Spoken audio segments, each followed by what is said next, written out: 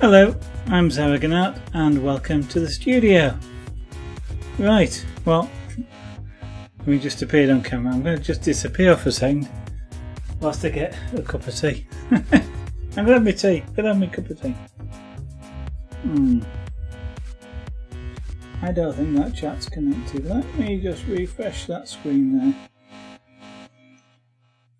Yeah, okay, right.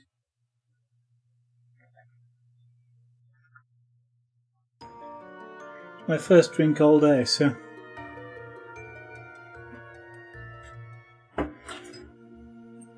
he tells me to drink. Okay, right, so a new Hearthstone card.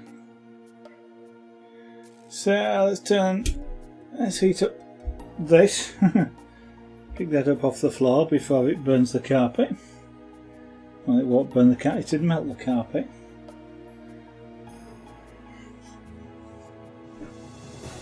So it's clean. Right, so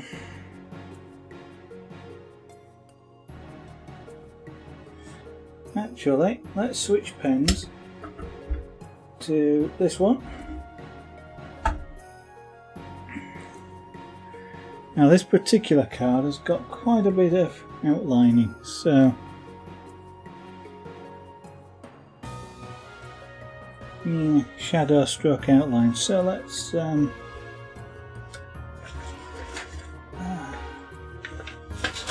and get it to sit where I can see it, see the picture. Okay. Right.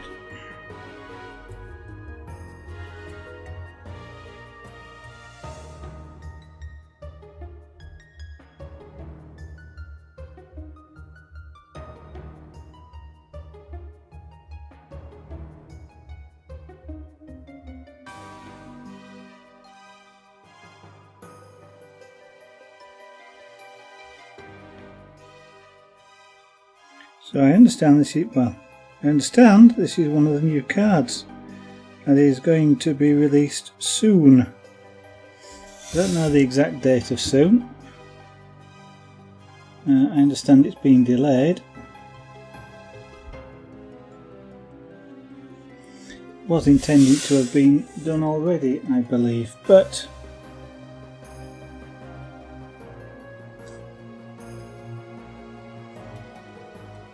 at least we get the chance to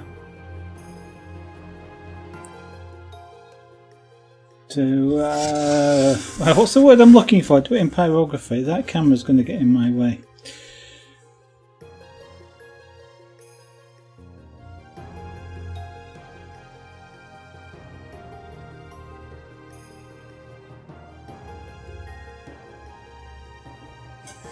Let me see if I can do anything. Oops, sorry about that. I probably pushed the microphone then as well. Let's see if I can push. Will I this push up a little bit? Yeah, and it's now for some reason it's now completely out of focus. Okay, so let's focus the camera.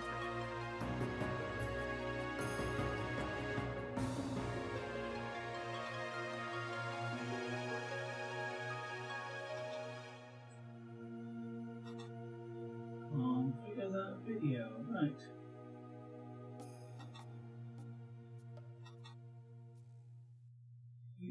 Now I see, you're supposed to be auto-focusing camera. It hasn't died, that's good. Try that again. Focus and focus. That looks better.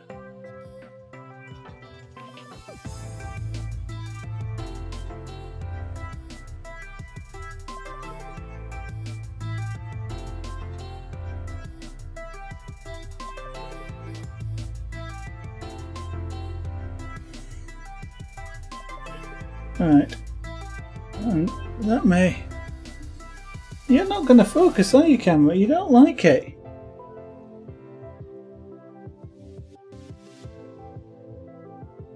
No, that is not focused.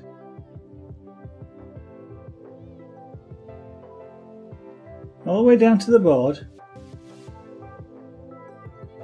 Alright, let's manually focus you then.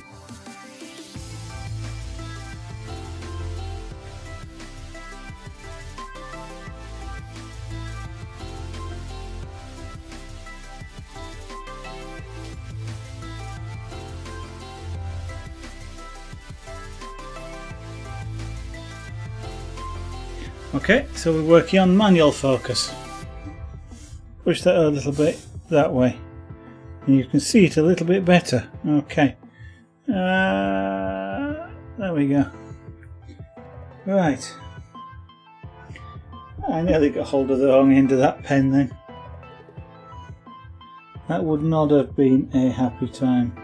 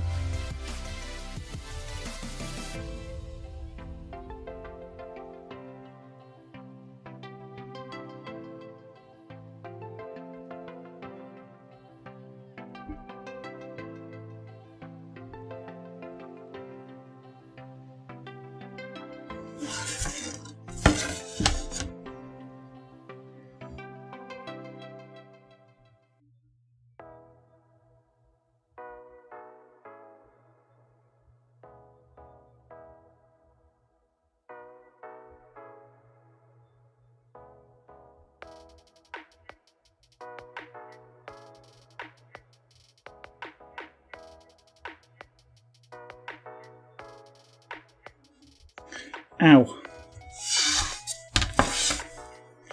Ugh.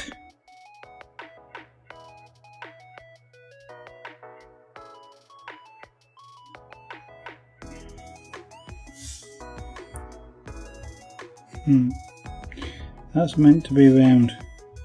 It's not very.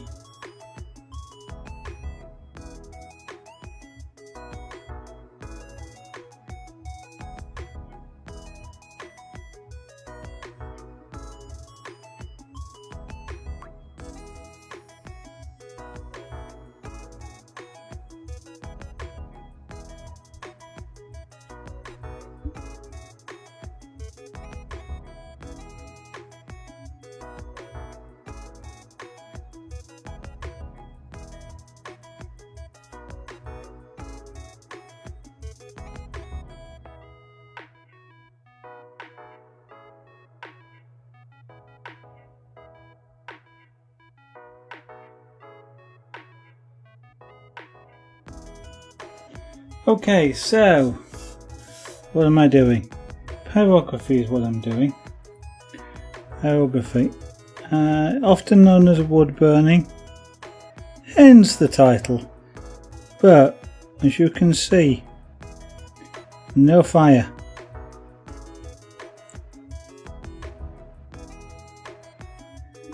So wood burning is a little bit sort of misnamed. We don't set fire to anything,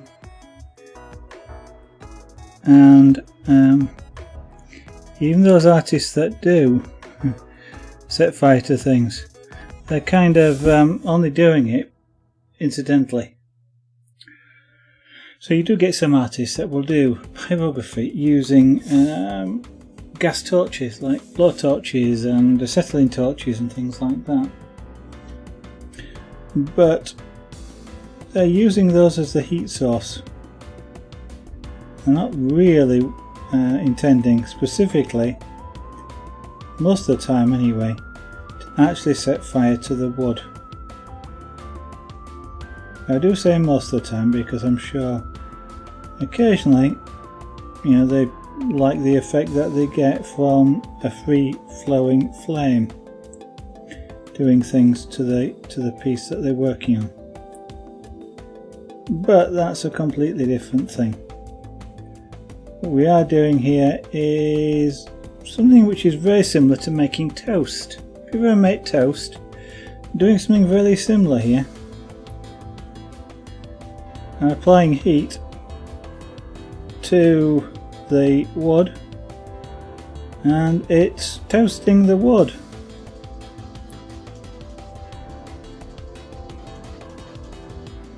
I describe it as cooking the wood. And in actual fact, and it is literally just the thought just occurred to me,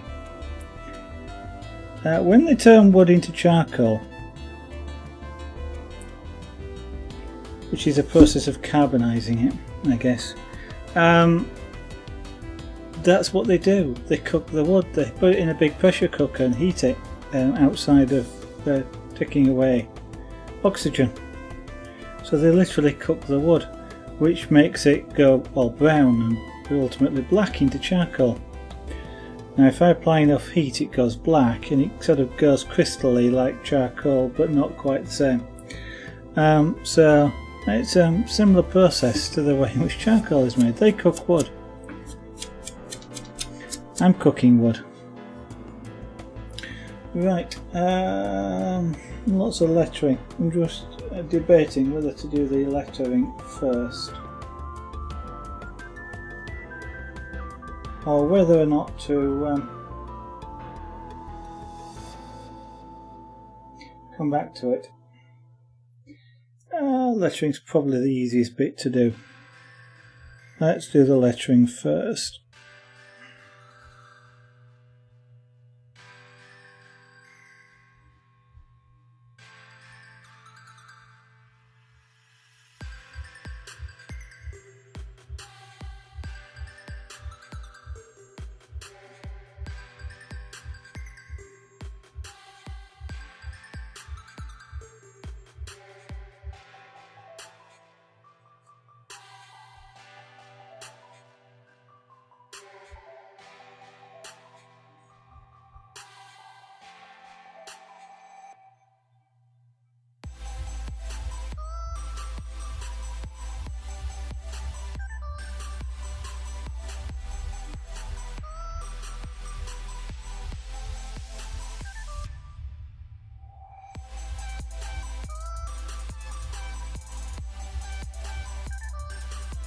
So I'm working here on plywood.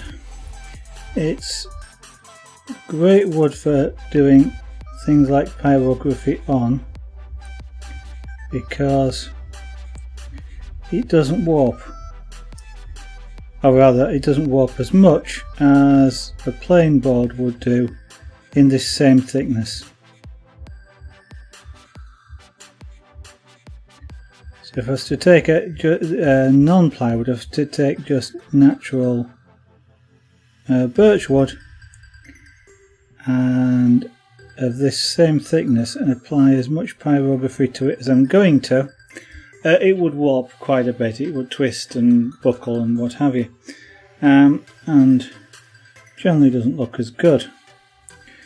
But the plywood resists those forces. And those forces which are caused by the pyrography.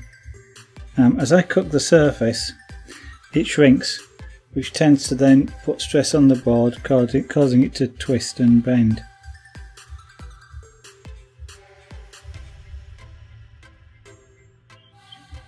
So the way in which plywood is constructed resists those forces, and it stays a lot flatter.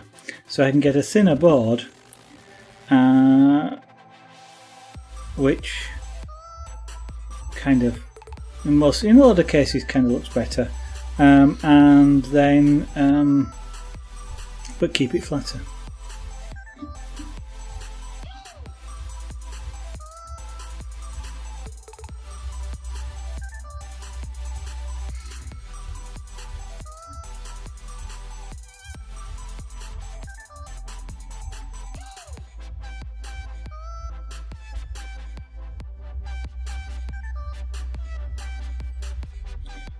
Now I'm using an electrically heated tool here.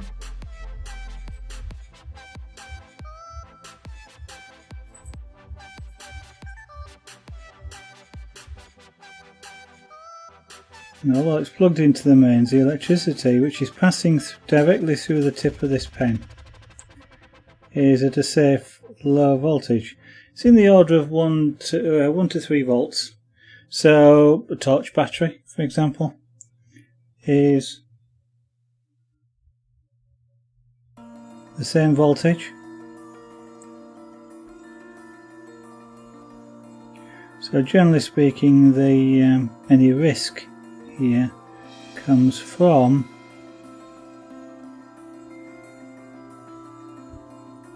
the heat. The tip of this pen is at several hundred degrees.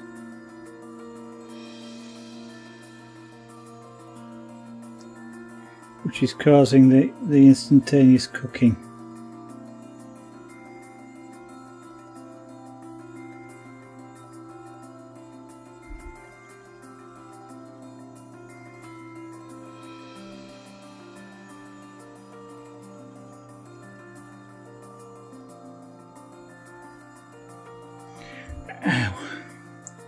Okay, there's a lot of heat coming off the tip of this, which is raising up above my fingers, and it's a bit like holding your fingers over the flame of a candle.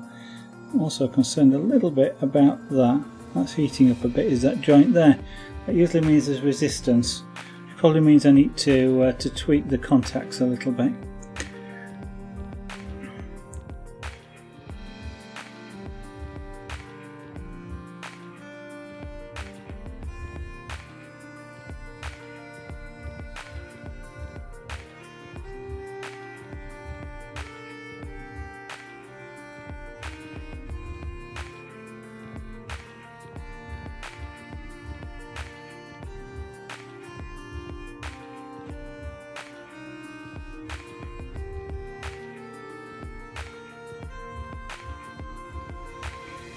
I'm concentrating quite hard here to try and get this lettering reasonably even and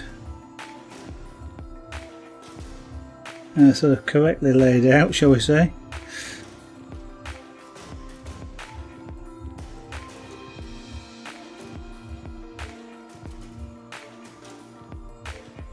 With pyrography, what you don't get is you don't get a second chance. I cannot erase this. I make a mistake, that mistake is there permanently. I can disguise it, but that's all I can do.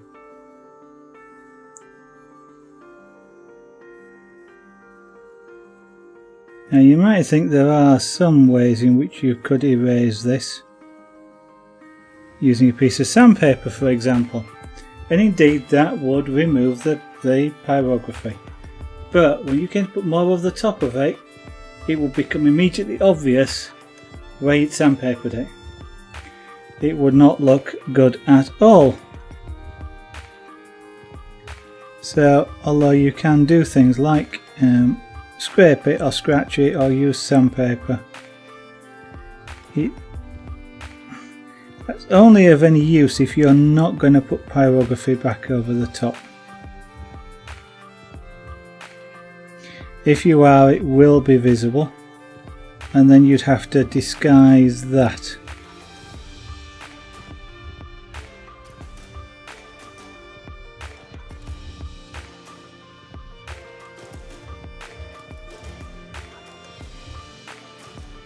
That's not bad. My lettering is improving slowly, or rather I can do it a little bit faster now.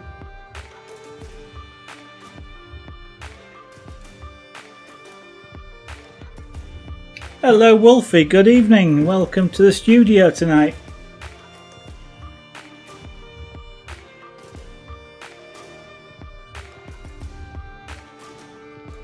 Yes, yeah, well as you reminded me, the pictures were there so I could do them. Yes, it's the new expansion. So I suppose you could say I get to see a Hearthstone card before you do.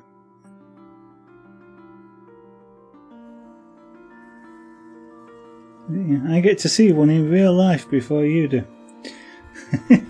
Sort of. You're dead instead. Okay. So we've got zombies now. We have undead watching us.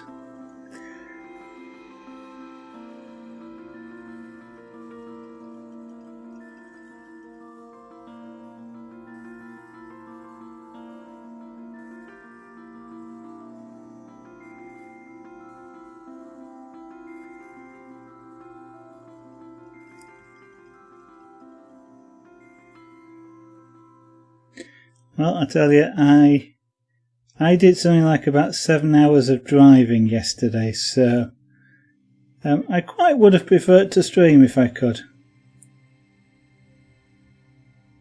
but that wasn't possible.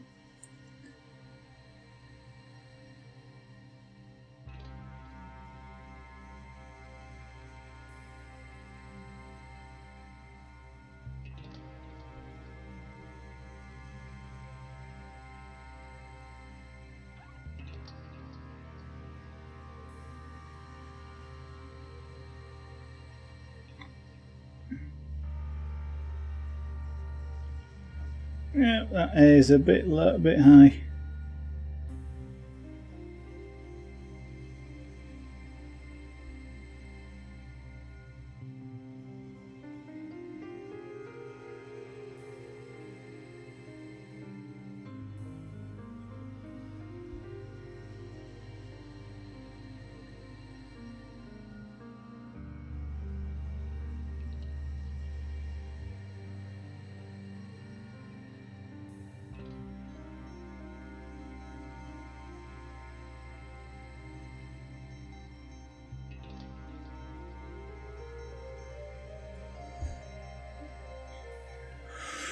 Ooh.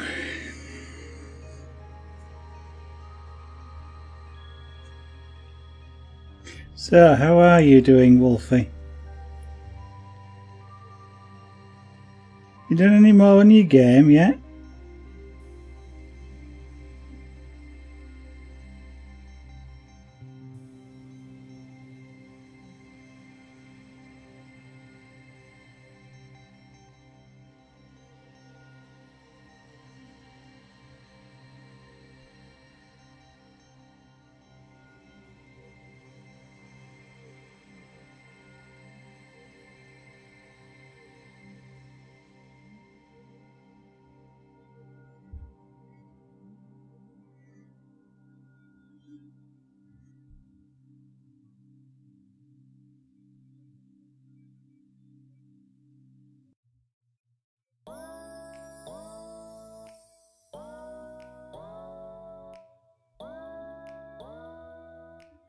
You know, Wolfie, early on in this stream, before you joined, I remembered something.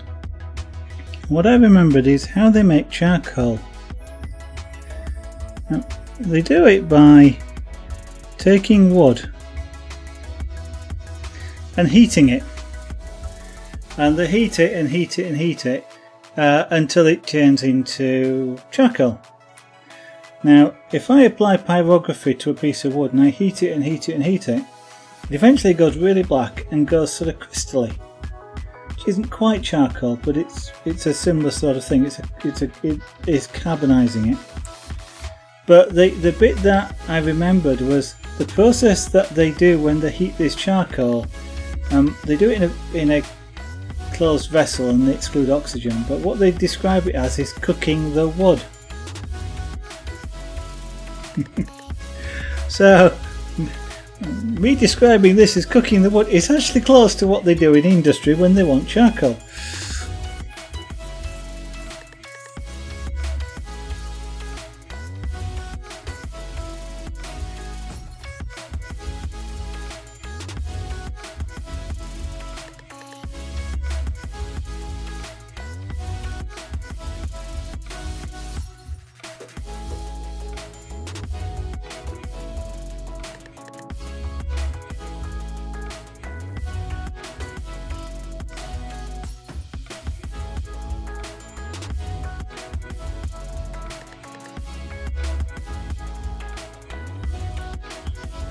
So what are you going to do the week after next, Wolfie? Because the week after next, Tuesday, Wednesday, Thursday, Friday, at least 3 days, if not 4 days, I'm not going to be streaming because I'm working away. So I'm not going to be able to stream at all.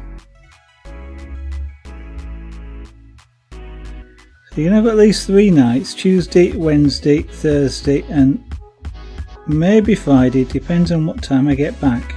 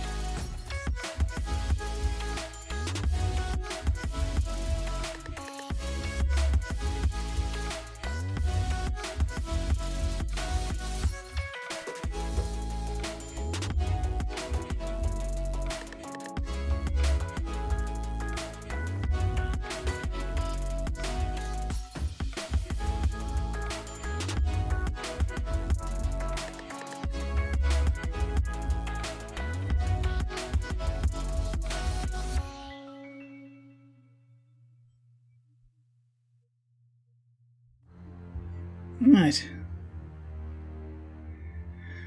That's that lettering done. Now the last time I did this, it took me almost a whole stream to do the lettering. So I'm getting on with this quite quickly. So let's now try and do the main name in this. So this is outlined.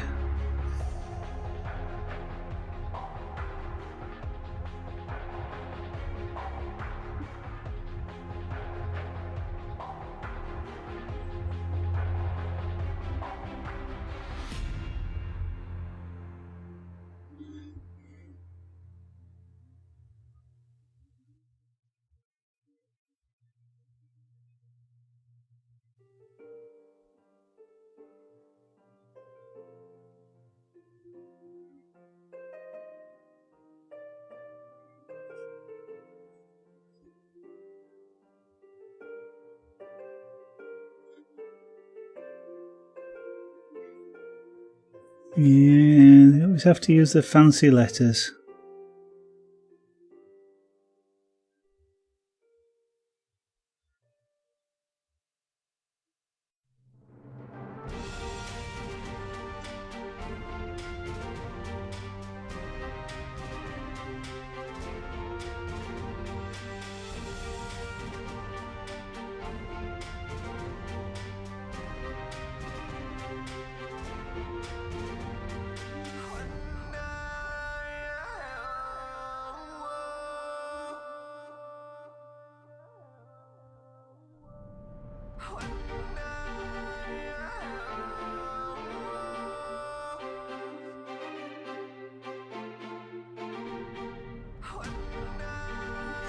This is where I could potentially do with putting this piece of work on a Lazy Susan.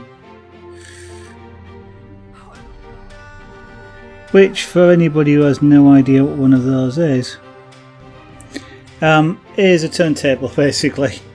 So I'd be able to put the piece of work on it and spin it around. Did it? Oh well, it's too bad. It's now fixed.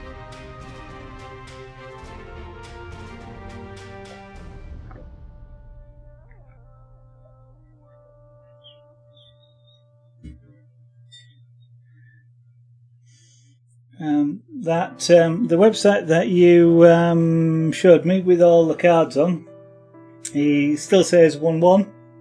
I assume you mean 1-1 here. So we're stuck with the with what it was.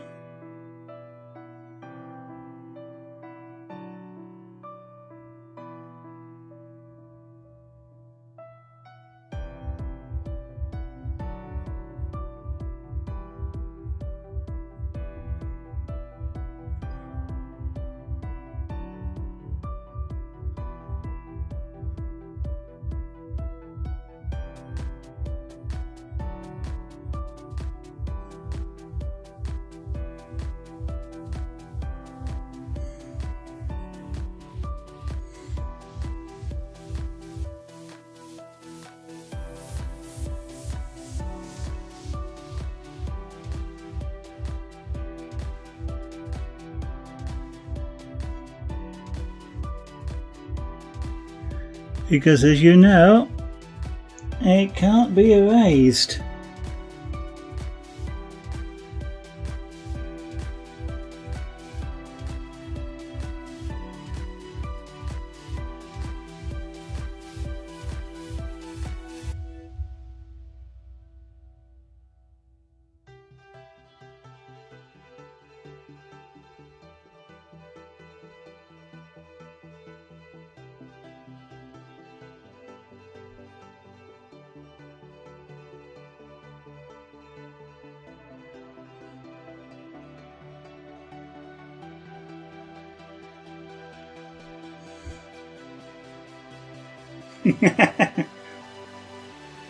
Wasn't very successful then, was it?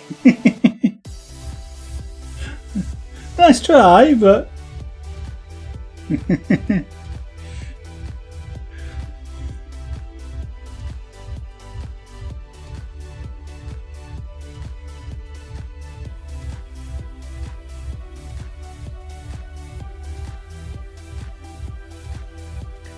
you saw my complete lack of concern.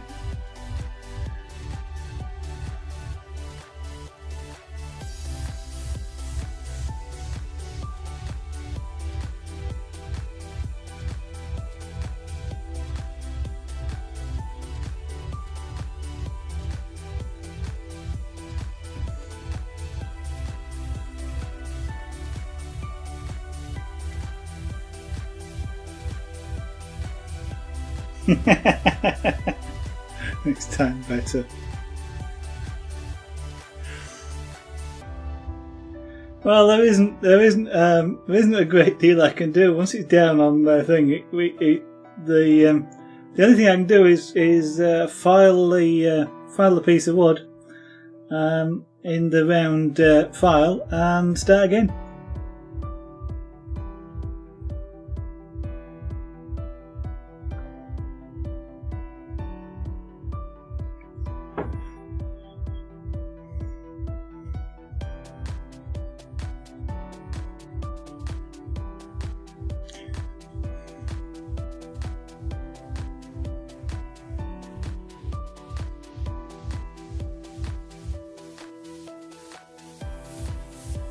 So I guess anybody who's watching this who's into Hearthstone already knows, or perhaps has guessed, that this is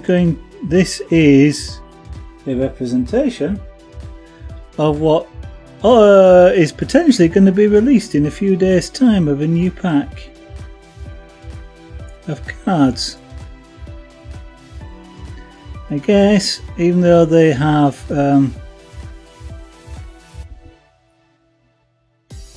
shown pictures of them, what they expect to release, until they actually do, nobody will actually know if this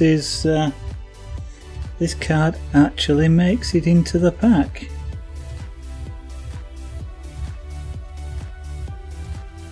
I don't know how good they are when they give early peeks as to whether they eventually do include them or not.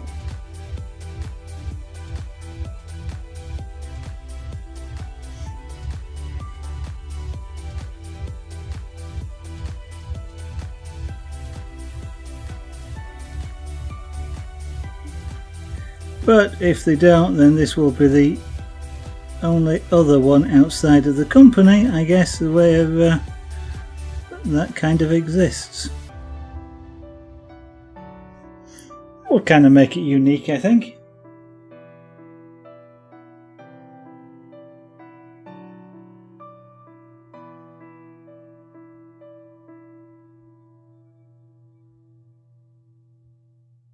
I'm making it a troll card. Okay. Yeah, I suppose it would be, wouldn't it, if they don't actually release it.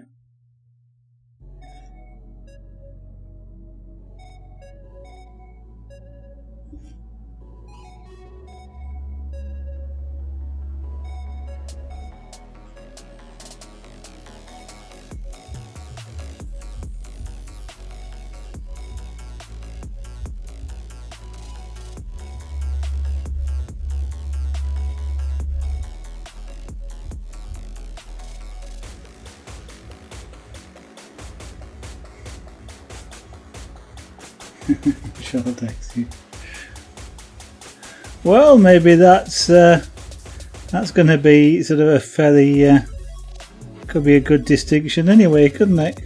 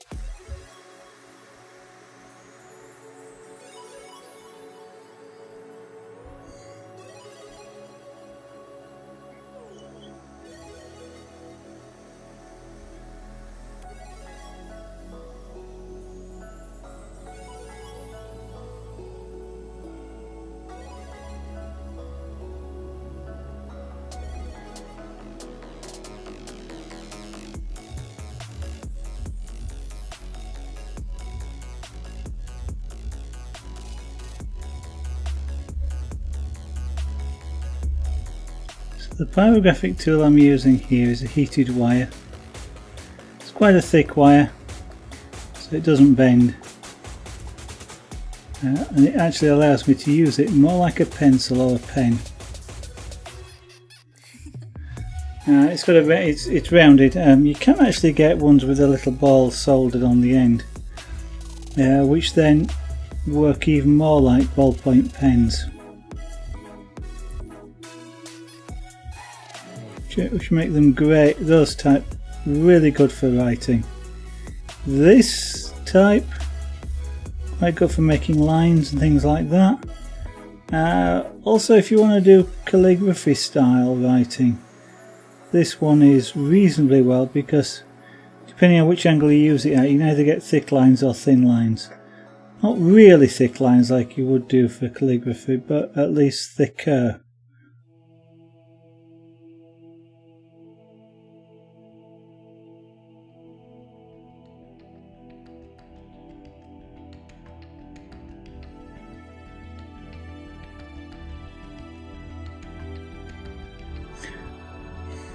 Unfortunately, I'm running this pen quite hot and it's actually working.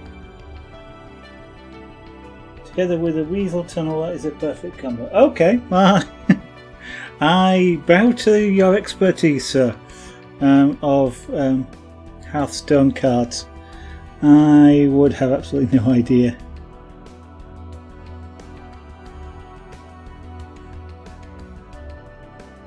That looks like that, okay.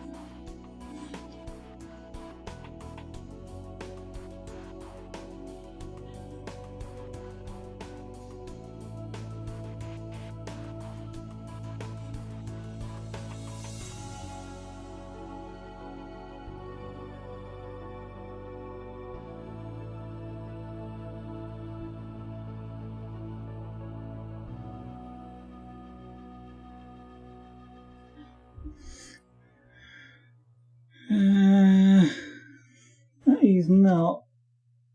Yeah, it's not bad. Wasn't quite what I was after, but it's not bad. Let's fit it a bit. There we go. Okay, so next one, I guess. Let's do the number 1 up here in the jewel at the top. Go away, hair. I do not want the smell.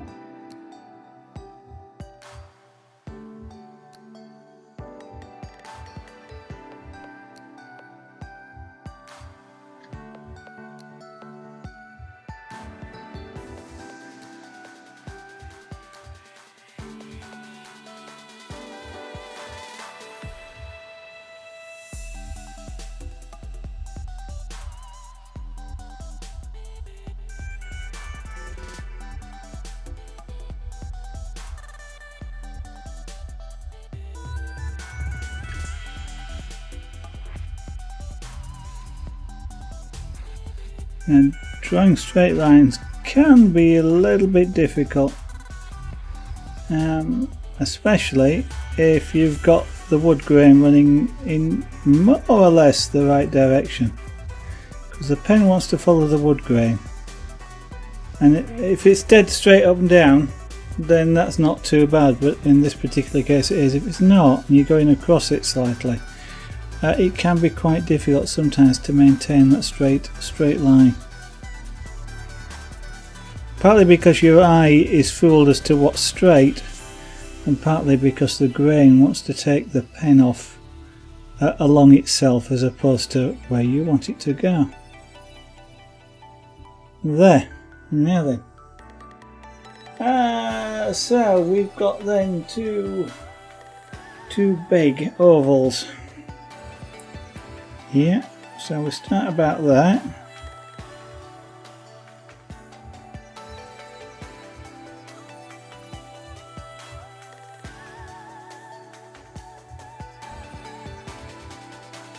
Into which we put this gibberer. The fact that they've used the word feral gibberer suggests that there's some domesticated ones. So I don't know if you get domesticated gibberers in this game.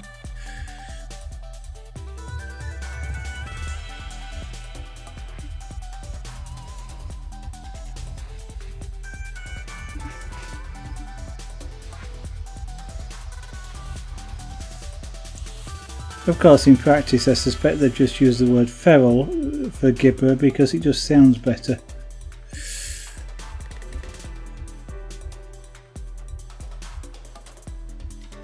I guess the implication is it's quite vicious and not to be approached lightly.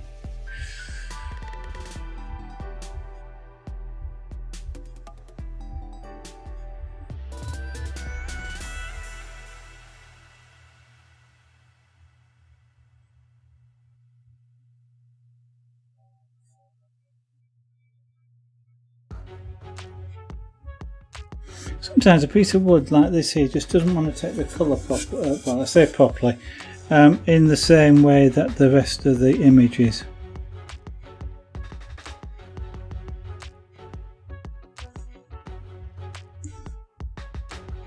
So it takes longer for it to go dark.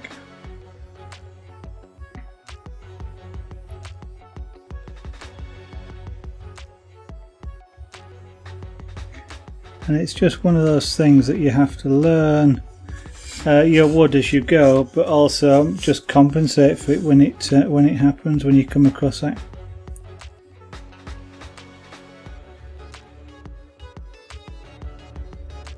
Which you do mainly by slowing down.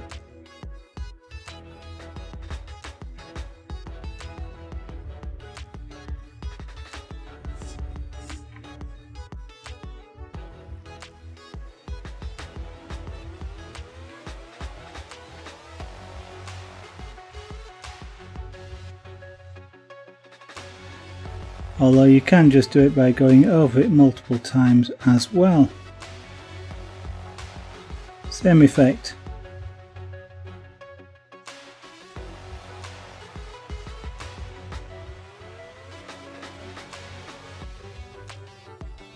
you end up applying more heat.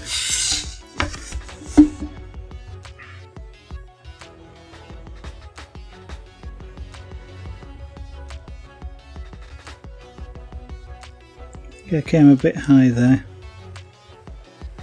Let's adjust what I'm going to do on the other side to match. There we go.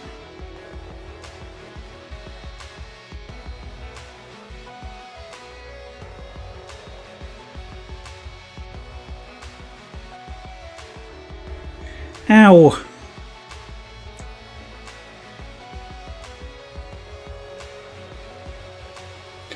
Now this pen is a thin barreled pen as opposed to my other pen, or a number of my other pens which are thick barreled pens. The actual barrel of the pen doesn't heat, with the thicker ones they don't heat up as much. So you can use them for longer, more comfortably. What in particular is happening here though is it's not the heat of the barrel as such. What it is it's heat from the tip of the pen, which is rising upwards. Hot air rises and it's coming up over the top of my finger, and the finger's getting most of it and it's getting quite hot. Very similar, if anybody has ever done it, to holding your finger over a candle flame.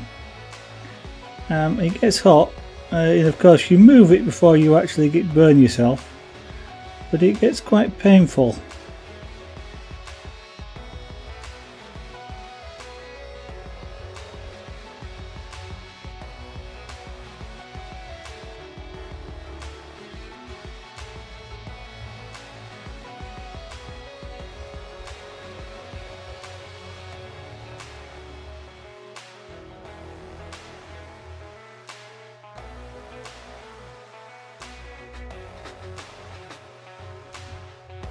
And of course it always affects you just at the point where you're trying to do something and you want to be just a bit longer, and your finger's going ow, ow, ow, ow, ow. And you're wanting to move it and you can't because you want to just carry on with a little bit of stuff that you're doing.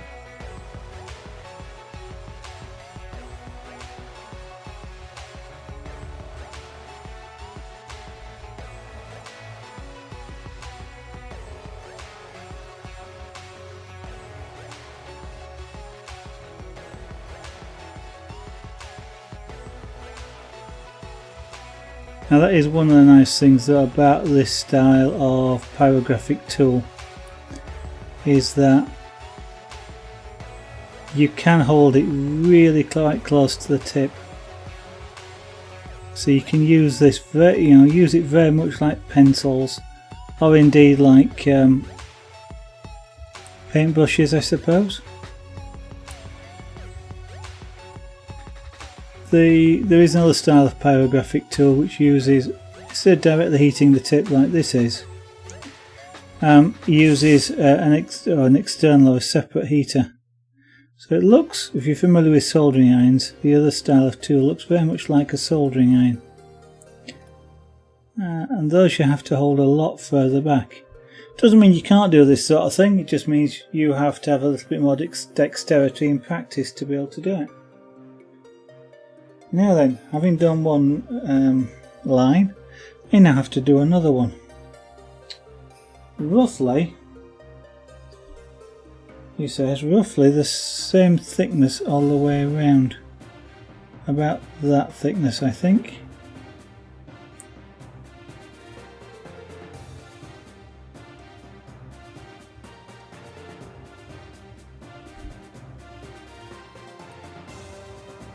Now this picture is quite nice in that it's got quite a lot of outlines around things. Picture this card. So like this frame has this black outline, which makes it, potentially makes it a bit easier to do pyrographic image of, because I can outline all of this and then just fill in between the lines.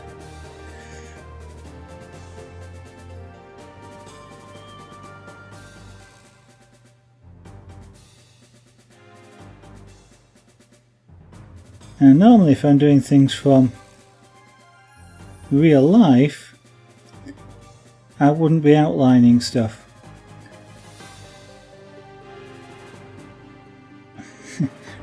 I mean, when you take a selfie or you take a picture of somebody else, you don't often see them with a black line around them. You don't see that on landscape very often either, you know. So I don't know whether there is a correct term for outlined work, but I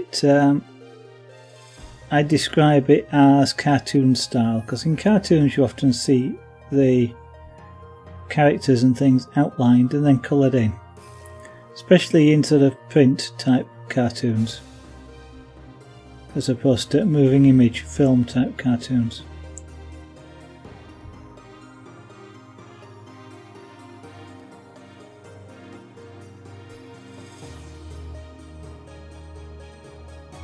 And then there's a style which is pure black and white. You don't, you fill it in black, or you don't fill it in at all, or you crosshatch, which is lots of tiny lines, or lots of lines. Now this is kind of, I'll describe it as photorealistic, although it doesn't mean it looks like a photograph. It means that we are generally representing the image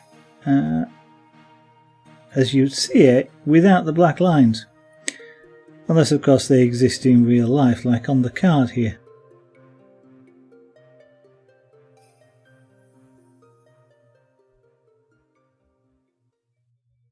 So when I'm doing a portrait, for example, I don't put the black lines in. 8 o'clock, 10 past 8, we're not doing too bad.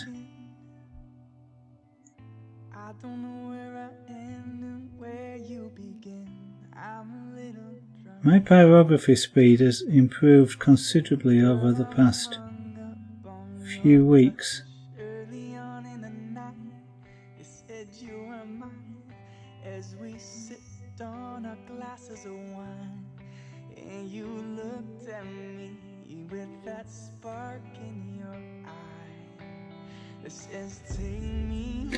Now I'm using an easel here for the first time, and I'm quite pleased with doing it. It's working quite nicely.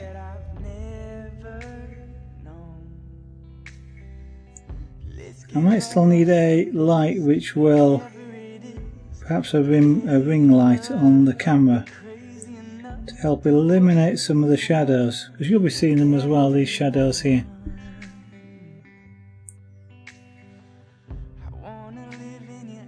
But certainly the easel is working really nicely in that it's a comfortable position to work in.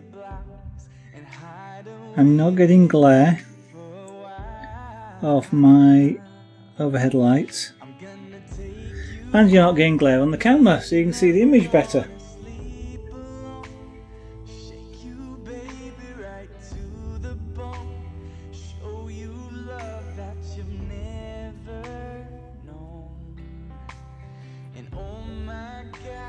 Now if you're thinking I'm doing an amazing job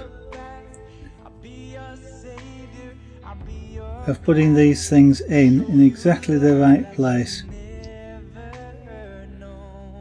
freehand, I will say I do have a few guidelines on this board to help me put the key features in the right place, like one of these ovals. Because I can get one in, the others I just follow the outline that's already there.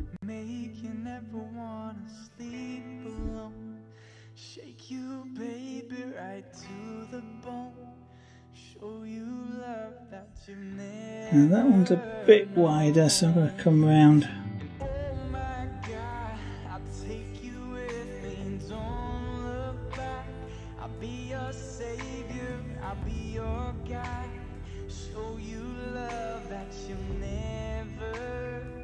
Like that. Yeah, that's not bad.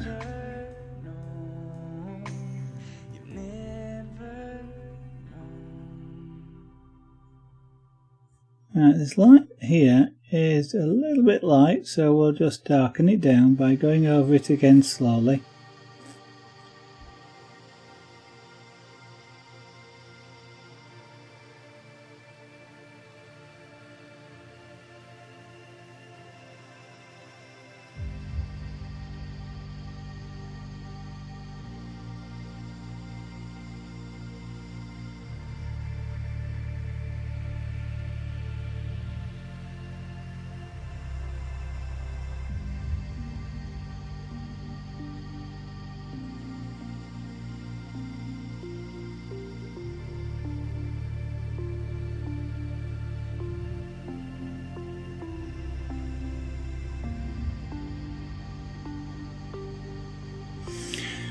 That's the main outline then. Now one of the other things I can do here as well, I think, is probably do the teeth of the, between the teeth of the gibberer here. Just because the centre here is black.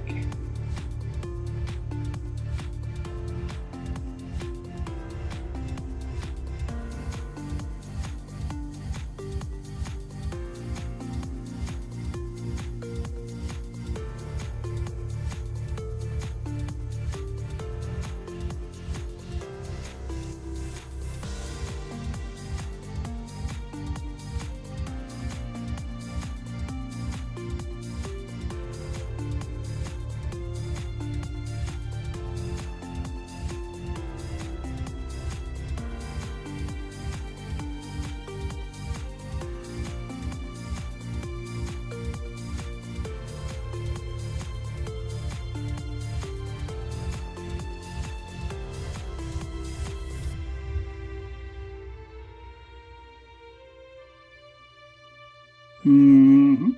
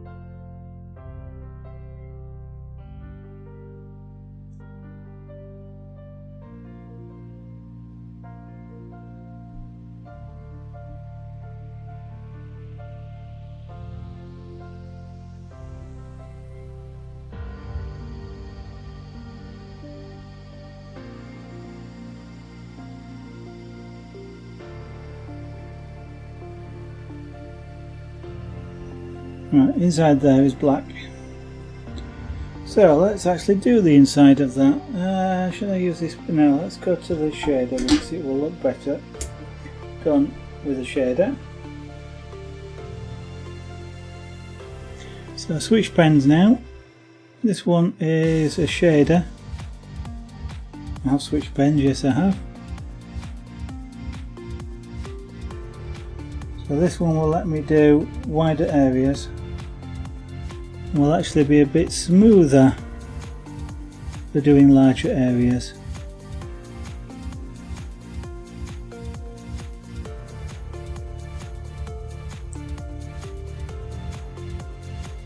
But I do have to be a little bit more careful about how I use it because I've got a larger surface area here. And I've got to be careful that I don't actually use it accidentally in areas where I don't want to.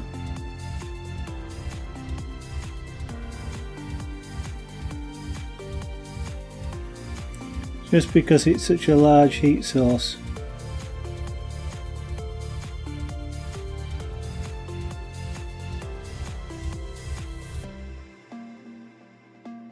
Yeah, again a bit of cooking outside the lines I've just established.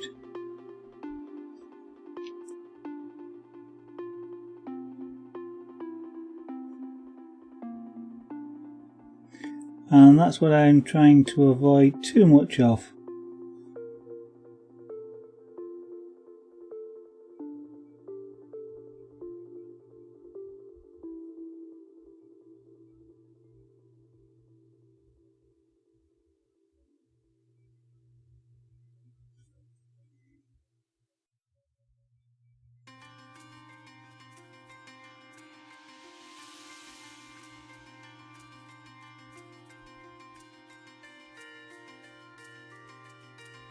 I take it, Wolfie, that you actually haven't worked out what the errors were on the last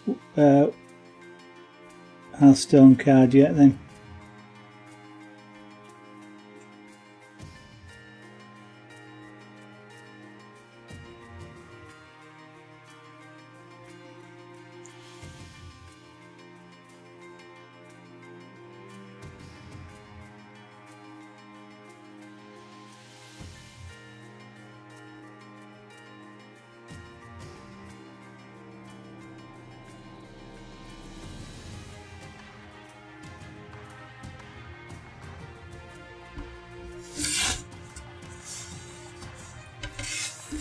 Okay, flip it up, side down.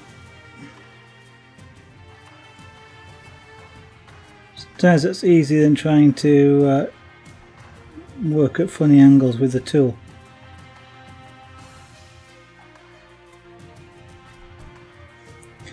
Now, if I was doing a really big piece, flipping it around may not be an option, but it is always good to be able to practice when you get the opportunity working at these odd angles, just because, for example, if I worked on an A3 piece or higher, A2, A1, may even have an A0 board, then it's not something you can easily spin round, even if you're working on a desk where there is room to do it.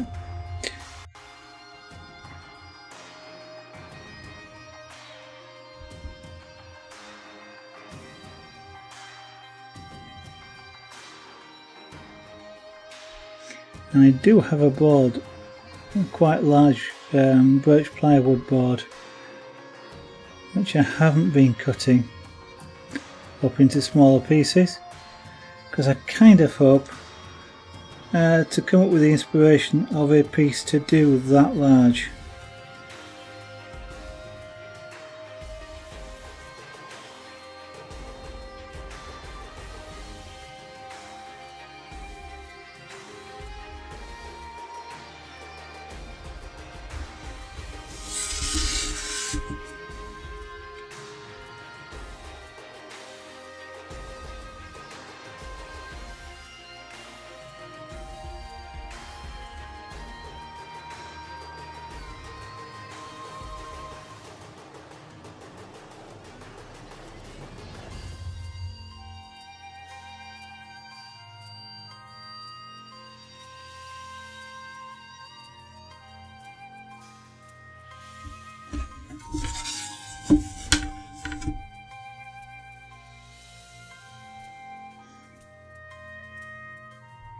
Now, I haven't been all that successful in holding this pen as I should have been, which is quite high up like this.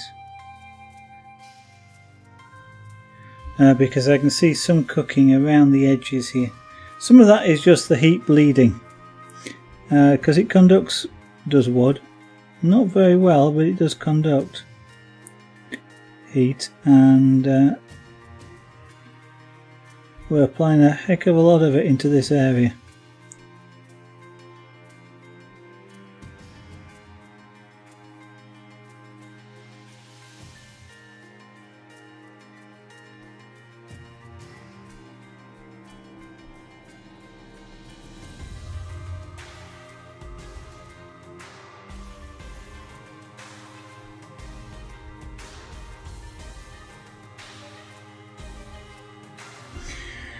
Right, so that's some of the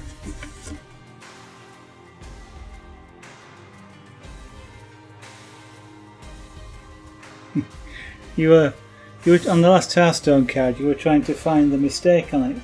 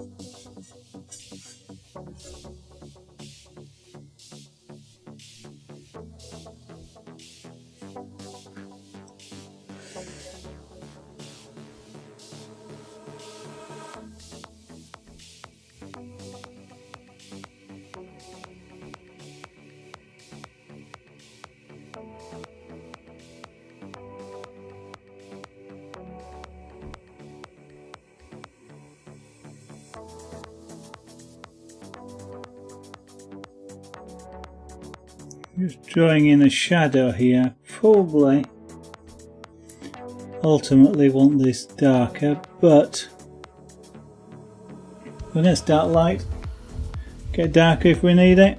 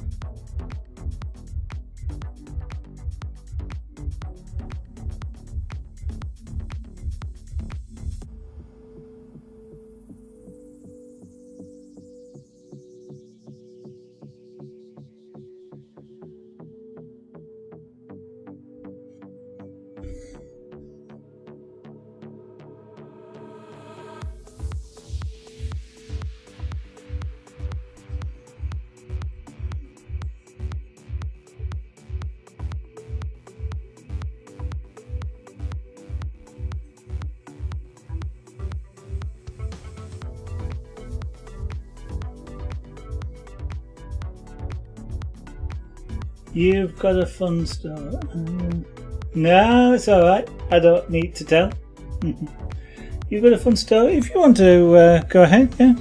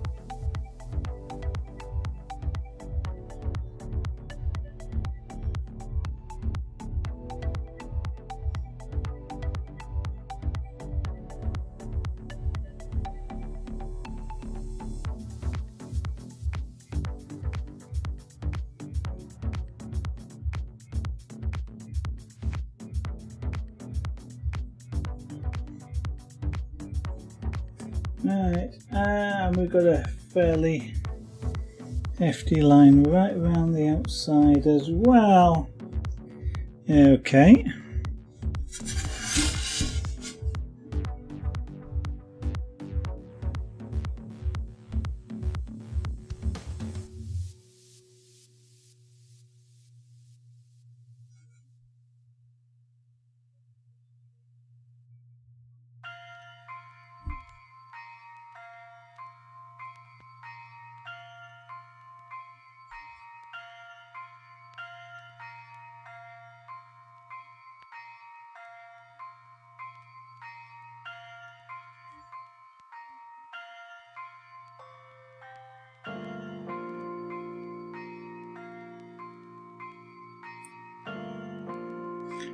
This card does have quite a dark outer, outside edge.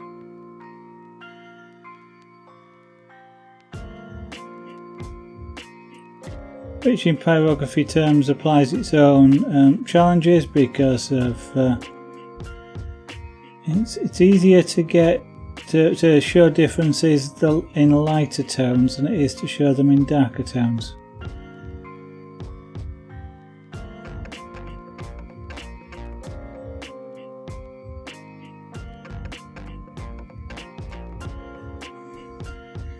There was a streamer who did Minesweeper and made a story around it, so I watched.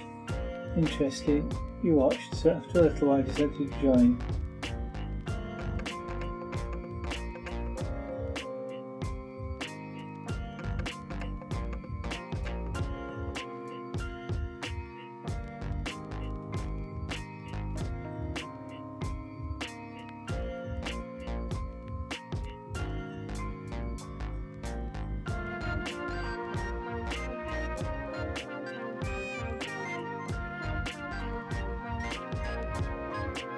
Two black. Oh, so okay. So they were playing a Minesweeper game. You got points for watching, and you could use those points to sort of buy a point in the grid, sort of thing. And you did it twice and got 2 blanks, which I guess made a fairly large area of space. Yeah, that's the thing with Minesweeper, isn't it? You start the game, so just bang, bang, bang with your feet type of thing, looking for mines, and if you're lucky, you don't find any.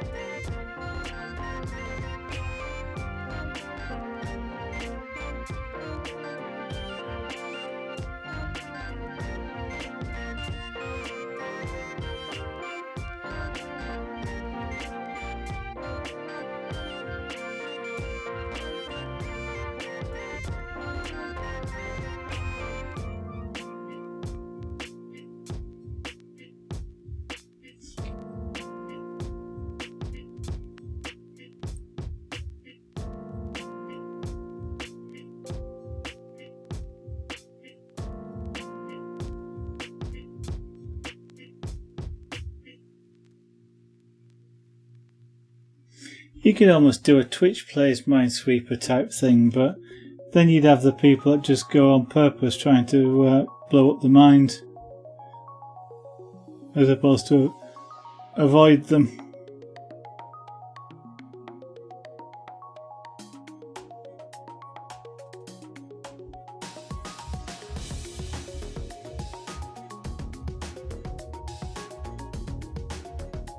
Oh, okay. If you get blank, you could have another go.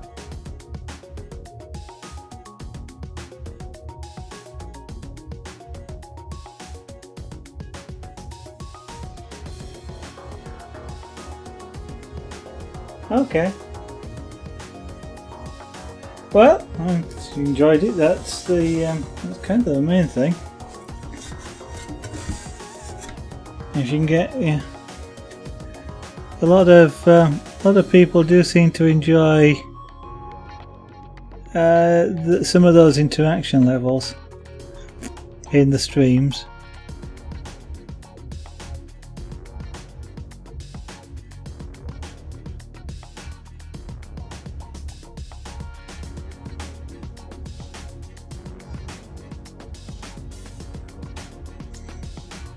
Unfortunately, it's not really something you can do when you're doing pyrographic stuff.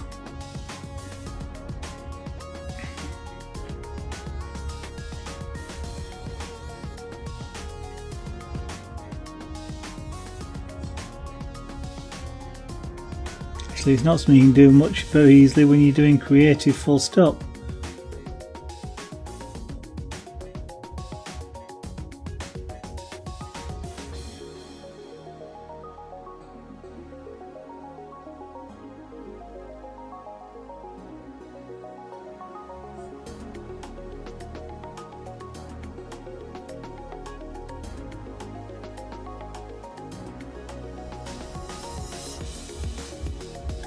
Give this tool a bit more heat.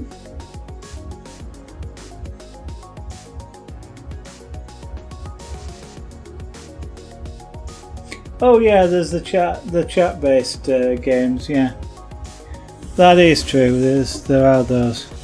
I mean the ones where there's actually something going on screen. You know, like.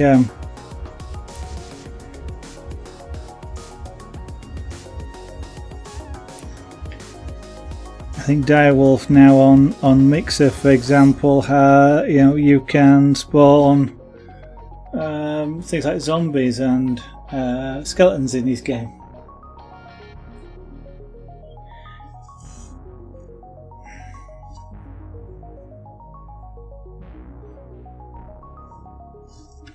For a minute then, I thought I'd come out too far.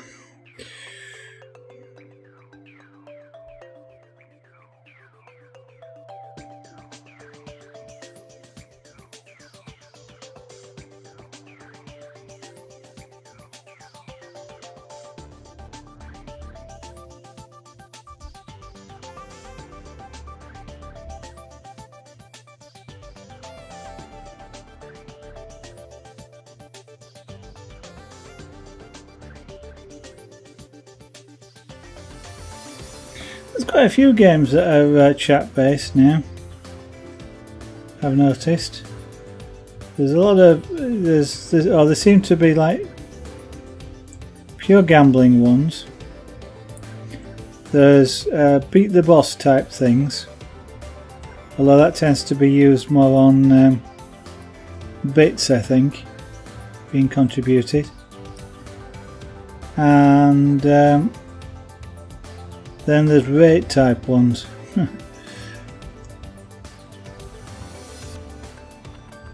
Not sure what else I've seen.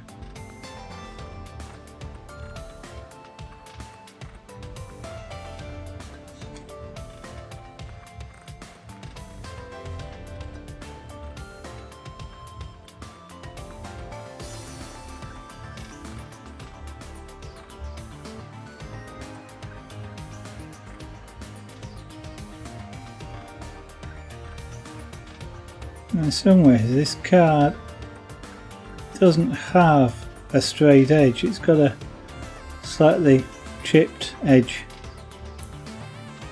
I don't know if it's intended to have been cut out of stone or it's just intended to represent a slightly dog-eared card. It does mean I don't have to have a perfect edge.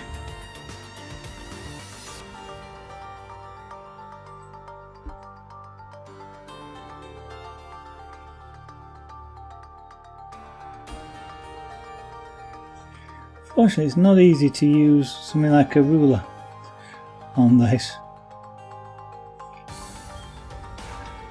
Just because plastic one obviously would melt. A wooden one would discolour and get rough edges. And a metal one would suck all the heat away from the tool.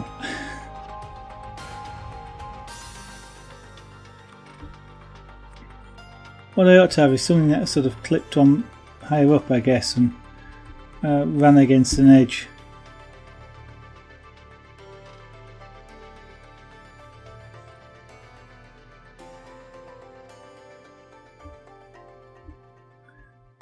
Now we've got one.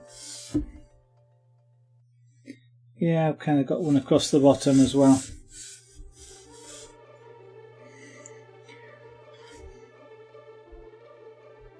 Sort of, not quite, but I'm going to put one in anyway.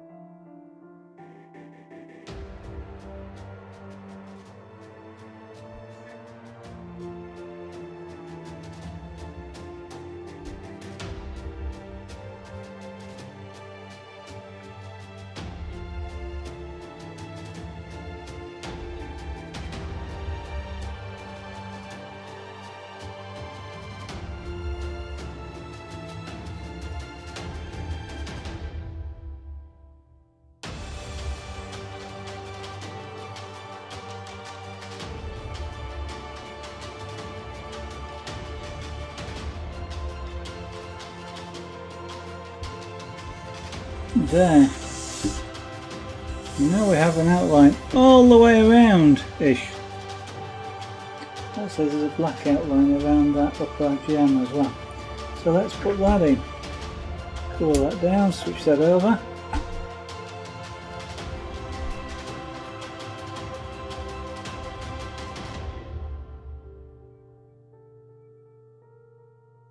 A 7-sided jewel, okay.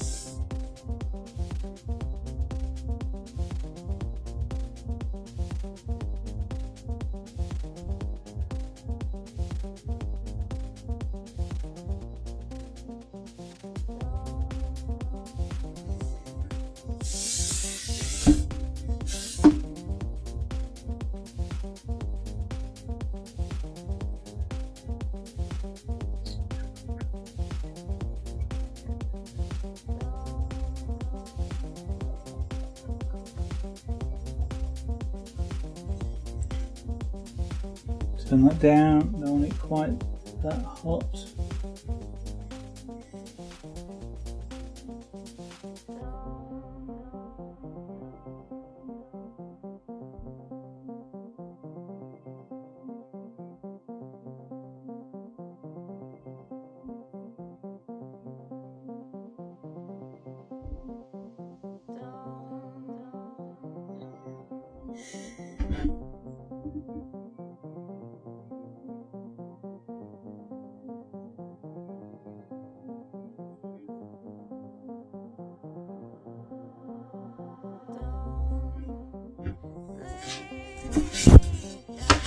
Always easier to do an insight curve like this, so you're on the inside of the curve, than it is to do it from the outside, so usually it's worth turning the work around.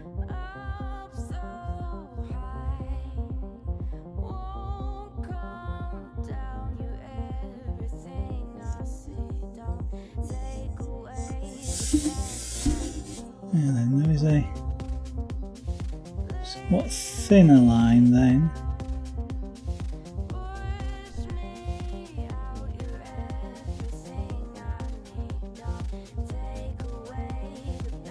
Around the jewel.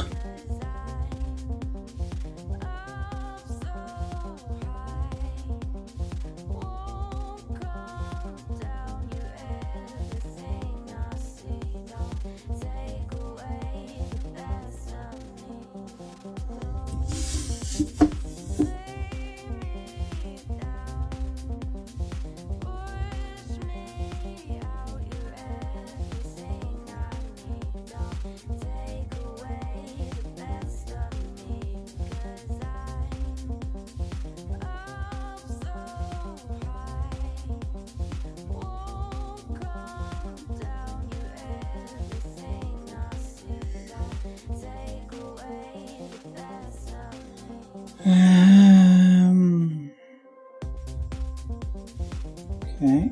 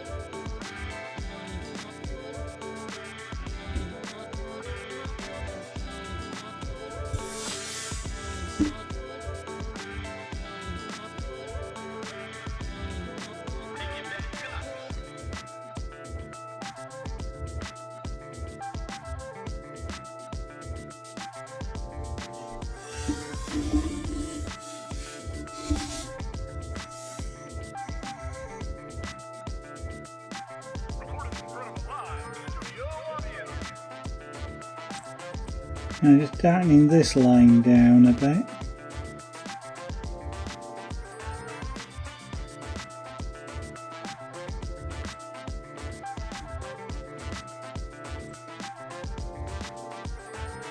I want it to be a thin line though.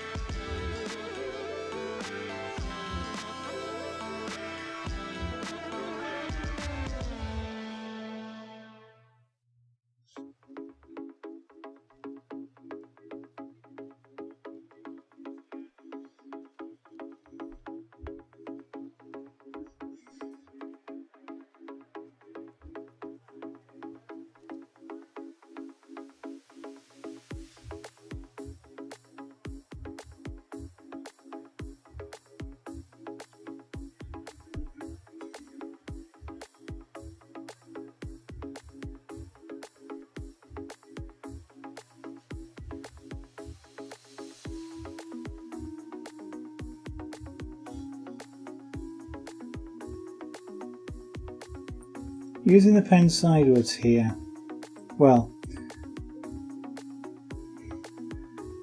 I'm using it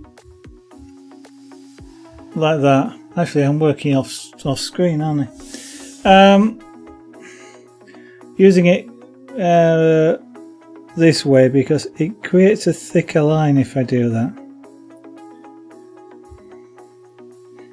And if I turn it through 90 degrees and go along the width of the edge of the wire rather than the width of the wire, then it gets a thinner line.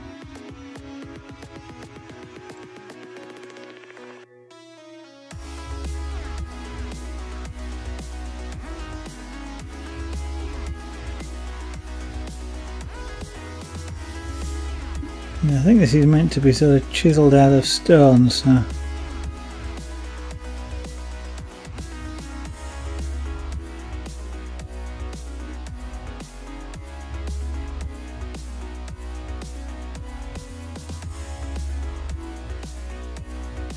having some thicker, thinner areas looks like it's a good idea.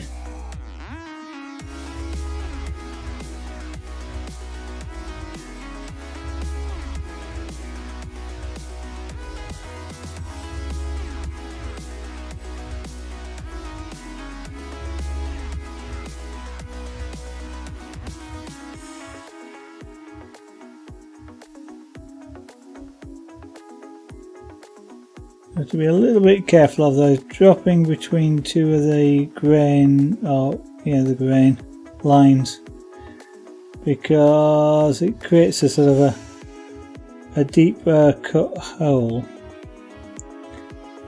with sort of spikes up and down.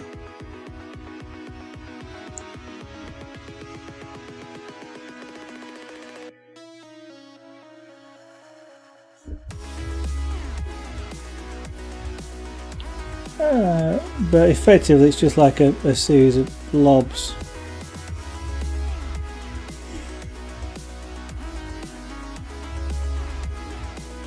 When that happens.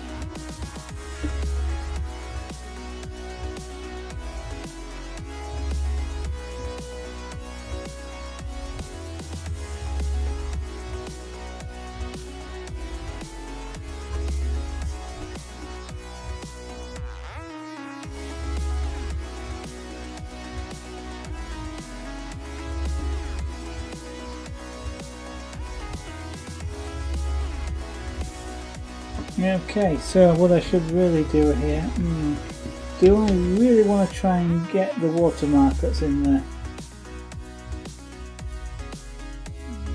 Probably not, but we'll see about that.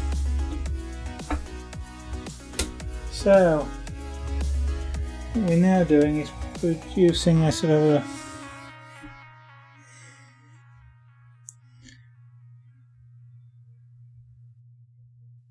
what temperature do I need this at? More than that. So sort of a fairly neutralish colour. Fairly midway-ish sort of colour.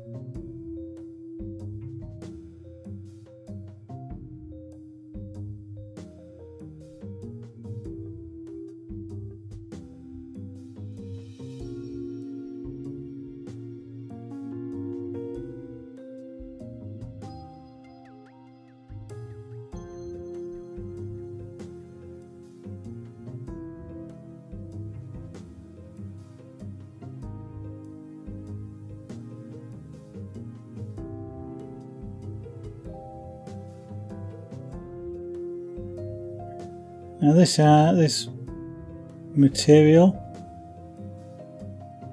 of this that in this thing here has a sort of fairly fairly mottled looking.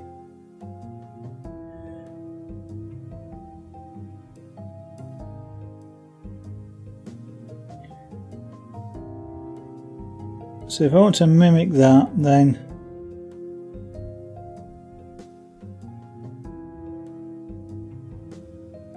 having, you know, the slight variations of colour that I'm going to end up getting here will probably look more like it should than if I try and really smooth things out a lot. I'm still going to need a bit more heat for this.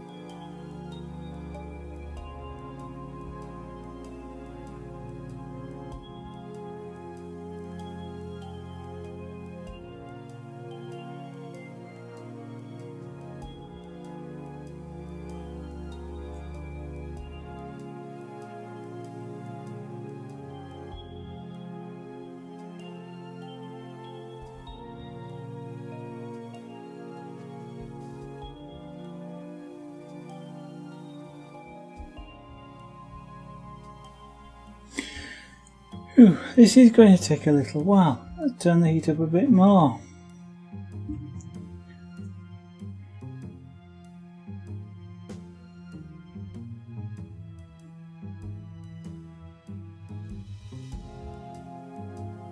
Turning the heat up means I can work faster.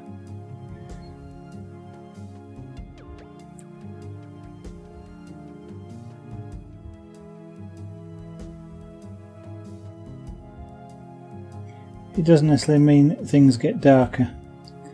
It just means that they cook faster.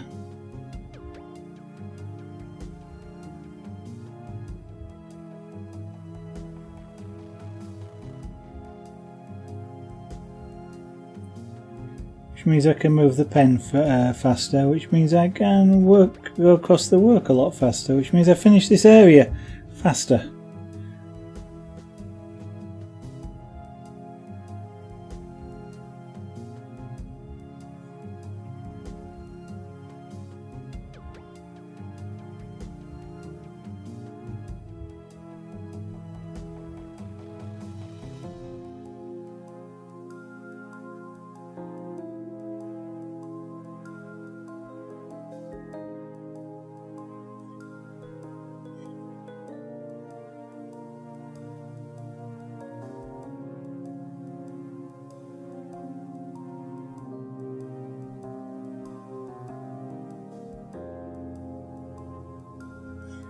Now you can see some areas of the wood here that are not taking heat as quickly as other areas. Or rather, you can see it the other way, you can see some areas of wood that are taking heat much faster than the rest.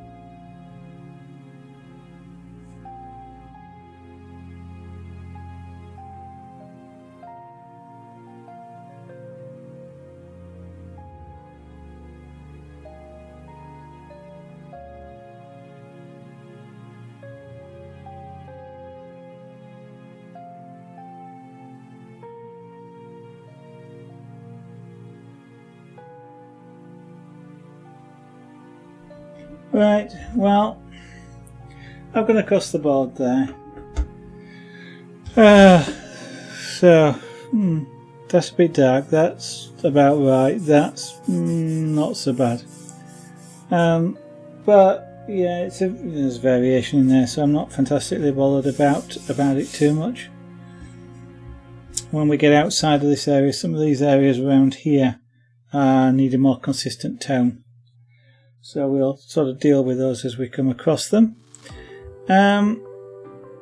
Yeah, so actually made quite a lot of progress on that, a lot more than I was expecting.